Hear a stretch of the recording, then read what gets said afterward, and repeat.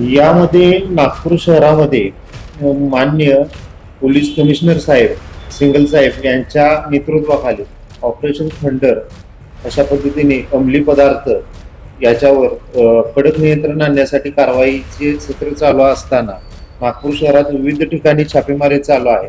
तसेच छापेमारी चालू असताना आम्हाला विश्वसनीय सूत्राकडून अशी बातमी मिळाली की गंगा जमुना या ठिकाणी काही इसम गांजाची विक्री करण्यासाठी व त्याची डील करण्यासाठी येणार आहे. अशा माहितीवरून संबंधित माहितीवरून आम्ही सदरची माहिती तात्काळ वरिष्ठांना आमच्या सांगितली व सदर घटनास्थळी गेलो. सदर घटनास्थळी गेलो असता आम्हाला त्या ठिकाणी 2 संशयित इसम मिळून आले. त्यांना बोलवून आम्ही त्यांची अंग झडती घेतली असता व त्यांच्या जवळ असलेली गाडीची झडती घेतली असता त्यांच्याकडे एकूण 1 किलो 96 ग्रॅम असा गांजा हा प्रकारचा माल मिळाला. त्याची किंमत अंदाजे 21,920 रुपये आहे.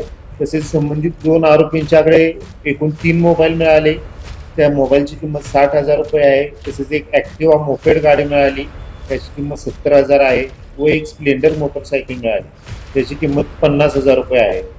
असा एकूण 2,01,920 रुपयेचा मुद्देमाल यामध्ये आम्ही जप्त केलेला आहे. सदरच्या कारवाई ही आम्ही मान्य वरिष्ठ पोलीस निरीक्षक हेमंत चांदेवार यांच्या नेतृत्वाखाली केलेली असून यामध्ये आम्ही एकूण 3 आरोपी अटक केलेले आहेत. यामध्ये मोहम्मद सादिक वय 19 वर्ष, राहणार फ्लॅट नंबर 155 बाबा फरीदनगर पावननगर रोड नाका पोलीस ठाणे कळमना नागपूर शहर. दुसरा आरोपी आहे सोहेल प्यारे शेख वय 23 वर्ष, प्लॉट नंबर 34 काच कॉलनी पावननगर रोड नाका पोलीस ठाणे कळमना नागपूर शहर. व तिसऱ्या आरोपीचं नाव आहे आझाद उर्फ नयन आनंद डोके वय 26 वर्ष, राहणार नया गोदाम प्रबुद्धनगर आनंद बौद्ध विहार जवळ पोलीस ठाणे नवीन कामठी. अशा 3 आरोपींना अटक केलेली आहे.